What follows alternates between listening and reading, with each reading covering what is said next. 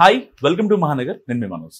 So Telangana రాజకీయాలు రోజు రోజుకి మంచి హాట్గా మారుతున్నాయి. కవిత రాసిన లేఖ ప్రకారం సో మరింత బీఆర్ఎస్లో కుదుపులు తయారవుతున్నాయి. సో రీసెంట్గా మళ్ళీ ఆవిడ కీలక స్టెప్ తీసుకున్నారు, జాగృతిని ఏర్పాటు చేశారు, జర్నలిస్టులతో మీటింగ్ ఏర్పాటు చేశారు. ఆవిడతో అసలు వాళ్ళ ఐడియాలు ఏంటి అవన్నీ కూడా చాలా గట్టిగా మాట్లాడుతున్నారు ఆవిడ. సో ఇప్పుడు ఇలాంటి పరిస్థితుల్లో కవిత నెక్స్ట్ స్టెప్ ఎలా ఉండబోతుంది మాట్లాడదాం. మనతో జీవీఎల్ఎన్ చారి గారు ఉన్నారు, ఆయనతో మాట్లాడదాం. నమస్కారం సార్, ఎలా ఉన్నారు సార్? ఏంటి సార్ అంటే కవిత తీసుకునే స్టెప్స్ ప్రకారం అసలు అంటే ఆవిడ మైండ్ సెట్ ఎలా క్యాల్కులేట్ చేయొచ్చు అంటారు, లేదంటే ఆవిడ కీలకంగా మారాలని అనుకుంటున్నారా తెలంగాణ రాజకీయాల్లో? తెలంగాణ ఆంధ్ర ఎలక్షన్ అయిన తర్వాత రాజకీయాల గురించి మాట్లాడకూడదు అని ఒక గట్టి నిర్ణయం తీసుకున్నాం. అవును, కానీ ఆ నిర్ణయం తీసుకుని మీడియా ముఖంగా నేను ప్రకటించినప్పటికీ ఆస్ట్రాలజీ కంటెంట్స్ నేను చేసుకుంటూ పోతాను, ప్రమోట్ చేస్తున్నారు. మనిషికి ఒక మాట గొడ్డుకో దెబ్బ అంటారు. అంటే గొడ్డును ఒక దెబ్బ కొడితే ఒక దారికి పోద్ది. మనిషికి ఒక మాట చెబితే అందులో ఉండేటువంటి లోతుల్ని గమనించుకోవాల్సిన అవసరం ఉంది. సో రిపీట్గా కాంట్రవర్సీ కామెంట్స్ చేస్తూనే ఉన్నారు. సో నరసింహాచార్యుల గురించి తెలిసింది వాళ్ళకి ఆ మెదడు అంతవరకు ఆగిపోయింది. ఒక వ్యక్తి ఒక వ్యాఖ్యానం చేసంటే ఆ వ్యాఖ్యానం వెనక ఉండేటువంటి అంశాలు ఎన్ని ఉంటాయి అనేటువంటి ఆలోచించేటువంటి పరిజ్ఞానం బహుశా వాళ్ళకి లేకపోవచ్చు అనుకుంటున్నాను. సో ఆ తర్వాత మనం చెప్పినా కూడా వీళ్ళు ఆగట్లేదు కాబట్టి మన పని మనం చేసుకుపోవడం బెటర్. రెండోది, కవిత, షర్మిల, కనిమొళి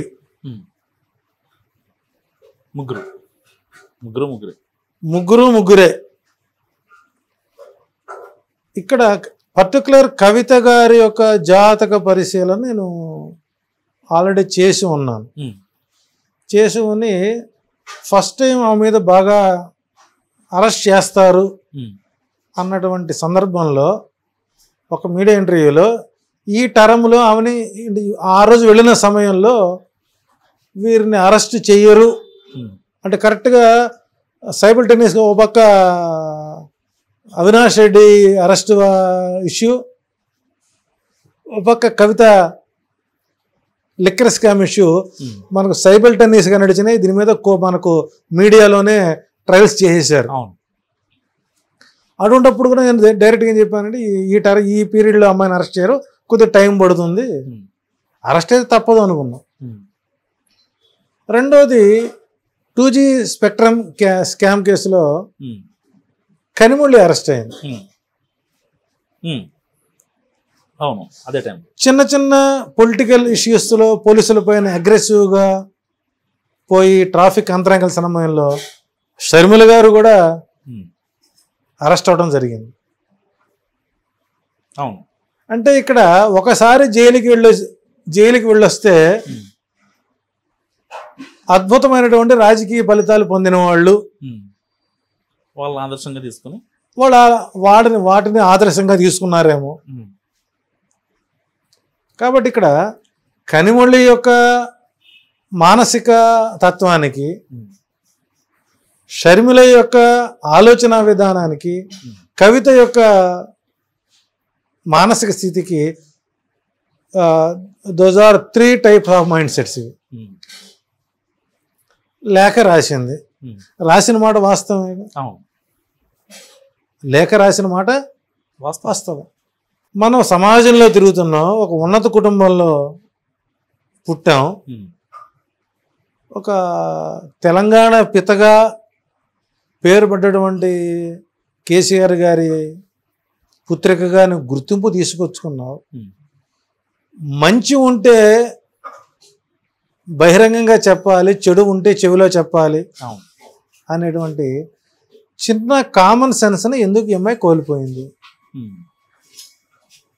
అంటే ఎన్నో ఏళ్ళుగా ఆవిడ కొంచెం ఏమంటారు ఆ పశ్చాత్తాపానికి గురై ఒకసారి బరస్ట్ అయిపోయింది అనేది కవిత అనుచరులు ఆ వర్గం చెప్తున్నమాట. అంటే ఇక్కడ అందుకే చెప్తారండి, పట్టు పట్టరాదు, పట్టు విడువరాదు పట్టుబడితే పరమేశ్వరుని పాలు, పట్టు వీడితే పరనిందల పాలు. నువ్వు లేఖ రాసావు, దాని మీద మీడియాలో డిఫరెంట్ ట్రయల్స్ జరిగాయి.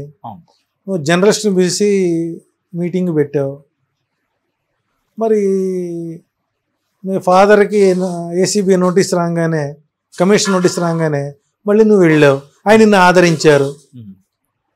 అంటే ఇక్కడ ఈ కవిత కానీ, షర్మిల గారు కానీ, కనిమొళి గారు కానీ వీళ్ళు ఉద్రేకపూరితమైనటువంటి వ్యక్తిత్వాలు కలిగిన వాళ్ళు, అంటే షార్ట్ టెంపర్. షర్మిల గారు వచ్చేసరికి ఏమో కంటెంటబుల్గా సందర్భాన్ని బట్టి సిచ్యువేషన్ ఓన్ చేసుకుంటుంది. కవిత గారు అగ్రెసివ్ పర్సనాలిటీ, ముక్కుసూటితనంగా ఉంటాం, కొంత మీరంటే అసంతృప్తి. ఇవి మైనస్ అని చెప్పుకోవచ్చా? 100% మైనస్. అది మైనసే. అంటే పాత పార్టీకి మైనసే, కొత్త పార్టీకి ప్లస్ అవ్వచ్చు అనేది నా ఉద్దేశం ఉంటుంది. అంటే ఇక్కడ షర్మిల గారు పార్టీ పెట్టి ఎంతకాలం నడపగలిగిందండి? నెలలు గట్టిగా మాట్లాడుకుంటే. దానివల్ల ఎంతమంది ఆమెను ఆశ్రయించి, ఆమె పాదయాత్రల ఖర్చులు పెట్టి, ఆమెని ఓన్ చేసుకొని ప్రెస్ మీట్లు పెట్టుకొని టికెట్ల కోసం ఆశించి భంగపడి చివరికి నువ్వు చేసిన పని ఏంటి? వేరే చోట కాంగ్రెస్ పార్టీలో విలీనం చేసుకున్నావు, అన్నకు వ్యతిరేకంగా స్టేట్మెంట్లు ఇచ్చావు, ఇండైరెక్ట్గా నువ్వు కూటమి సహకారం చేసావు. దీనివల్ల మీరు పొందినటువంటి లాభం ఏంటి, నష్టం ఏంటి అని క్వశ్చన్ వేసుకోవాలి. ఇప్పుడు నీ పార్టీ ఎంతవరకు నడపగలుగుతావు? సో కాబట్టి ఇప్పుడున్న పరిస్థితిలో నూతన రాజకీయ పార్టీలు ఆదరించేటువంటి ప్రజలు ప్రస్తుతానికి లేరండి. కవిత జాతకం ప్రకారం వాళ్ళు పార్టీ పెడితే ప్లస్ అయ్యే ఛాన్స్ ఉందా? ఆవిడ పేరు, ఆ న్యూమరాలజీ మీకు తెలిసిందన్నమాట. నా అంచనా ప్రకారం రేపు జనవరిలోగా ప్రస్తుతం ఆమె ఏదైతే లిక్కర్ స్కామ్ అయితే ఏదైతే పెండింగ్ లో ఉందో అది ప్రాపర్టీ అటాచ్మెంట్స్ వైపు, అంటే ఆ వ్యక్తిగత జాతకంలో భాతృస్థానం దెబ్బతిన్నది. భాతృస్థానం అంటే కుటుంబ సభ్యుల యొక్క అన్యోన్యతాభావం, మన అనుకునే ఫీలింగ్ నార్మల్ చెప్పాలంటే. అంటే ఆడపిల్ల అంటే ఎప్పుడైనా సరే అక్కడ పిల్ల అని అంటారు. శర్మిల గారు అన్నట్టు కరెక్టే. అందుకేం చెబుతారంటే ధర్మశాస్త్రంలో ఆడపిల్ల ఇంటికి పుట్టింటికి 12 యోజనాల దూరంలోనే పిల్లనిమ్మన్నారు. అప్పట్లో ఏంటంటే మనకు భార్యాభర్తల మధ్య సమస్యలు వస్తే ఒక కార్డు ముక్క రాస్తే ఆ కార్డు ముక్క ఇక్కడికి వచ్చి వీళ్ళు చదువుకొని తిరిగి మళ్ళీ వాళ్ళు అక్కడ వెళ్ళేసరికి అక్కడ సమస్య పరిష్కారం అయ్యేది. ఇప్పుడు అలా లేదు, అందరూ కంటిదురుగానే ఉండాలి. కాబట్టి ఇక్కడ కవిత గారు తీసుకున్నటువంటి ఆ లేఖ నిర్ణయం ఒక రకం చెప్పాలంటే బీఆర్ఎస్ పార్టీకి కొంత అది ఇబ్బందికరమైన పరిస్థితి. బీఆర్ఎస్ లో బాంబు వెళ్తుంది అంటారు సార్? అంటే ఫైనల్ గా, అంటే మీ అనాలిసిస్ ప్రకారం బీఆర్ఎస్ లో ఫైనల్ గా బాంబు వెళ్తుంది అంటారు కవిత? సో మొట్టమొదట బీఆర్ఎస్ పార్టీ ఆవిర్భావ ముహూర్తమే సక్రమంగా లేదు. ఓకే, తేడా అక్కడ. నేను గతంలో మన ఛానల్లోనే, మీ ఛానల్లోనే మీరే 2 వర్షాలు అడిగారు నన్ను. ఒకసారి మీకు గుర్తుందో లేదో ఒకసారి రివ్యూ చేసుకోండి. ఒకటి, గజ్వేల్లో కేసీఆర్ పోటీ చేశాడు, గజ్వేల్లో గెలుస్తాడా? రెండోది కామారెడ్డి, అదే కదా, కామారెడ్డిలో పోటీ చేశాడు. ఎలక్షన్స్ ముందు మాట్లాడుకున్నాం మనం. కామారెడ్డిలో పోటీ చేసి గెలుస్తాడా అన్నప్పుడు మీకు ఒకటే మాట చెప్పాను. గజ్వేల్ లో పోటీ చేసినప్పుడు ఆయన వాళ్ళ ఫస్ట్ పార్టీ ఏంటది?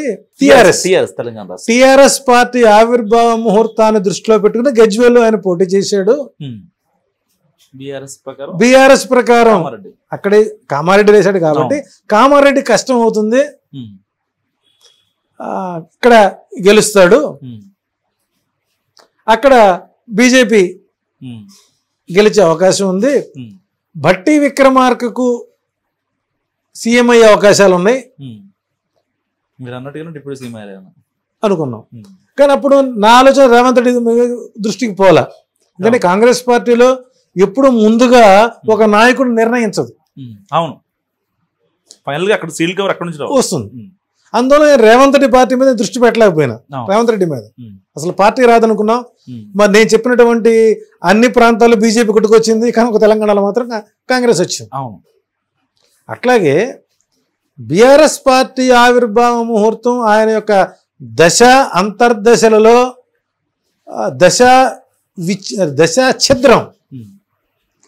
దశాఛిద్రంలో ఉండగానే ఆయన టీఆర్ఎస్ పార్టీని పక్కన పెట్టి బీఆర్ఎస్ పార్టీ ఆవిర్భావం చేయడం, బీఆర్ఎస్ పార్టీ పెట్టినప్పటి నుంచి అనేక రకాల వ్యాఖ్యలు రావడం, బీజేపీ పార్టీకి వ్యతిరేకంగా ప్రణాళికలు చేయడం, బీజేపీ అధిష్టానం ఈయన పట్టించుకోకపోవడం, మహారాష్ట్రలో పోటీ చేస్తున్న ప్రయత్నాలు చేయడం, దాంతోపాటు ఇక్కడ ఊహించకుండా ఓటమి పాలవడం, ఓటమి పాలైనటువంటి రెండో రోజు ఆయన శల్యం ఎముక ఎరగడం, అది కోలుకునే సమయానికి వచ్చేసరికి కేటీఆర్ పైన ఈ ఏసీబీ రైడ్ జరగడం, ఇదిట్టుండగా కవిత మీద లిక్కర్ స్కామ్ రావడం, తర్వాత హరీష్ రావు తిరుగుబాటు చేస్తాడేమన్నట్టు ఊహాగానాలు రావడం, అదైన తర్వాత ఈమె అరెస్ట్ అవ్వడం, అరెస్ట్ అయిన తర్వాత మళ్ళీ వచ్చి పార్టీ మీద లేఖాస్త్రం వదలటం. ఇంతకీ ఈమె ఎవరు వదిలిన బాణం? సార్ షర్మిల అంటే జగనన్న వదిలిన బాణం అని చెప్పింది. మరి ఈమె ఎవరు వదిలిన బాణం అంటే కుటుంబంలోంచి బాణం వదలమని చెప్పరుగా. అంటే ఈ వెనక ఎవరో అదృష్ట శక్తులు గట్టిగా ఉన్నాయి అనుకోవాలి. సో ఇక్కడ బీఆర్ఎస్ పార్టీ ఆవిర్భావ ముహూర్తం, టీఆర్ఎస్ పార్టీ ఆవిర్భావ ముహూర్తం రెండు సార్లు ఆయన ప్రమాణ స్వీకార ముహూర్తాల్లో ఒకే మహాదశలో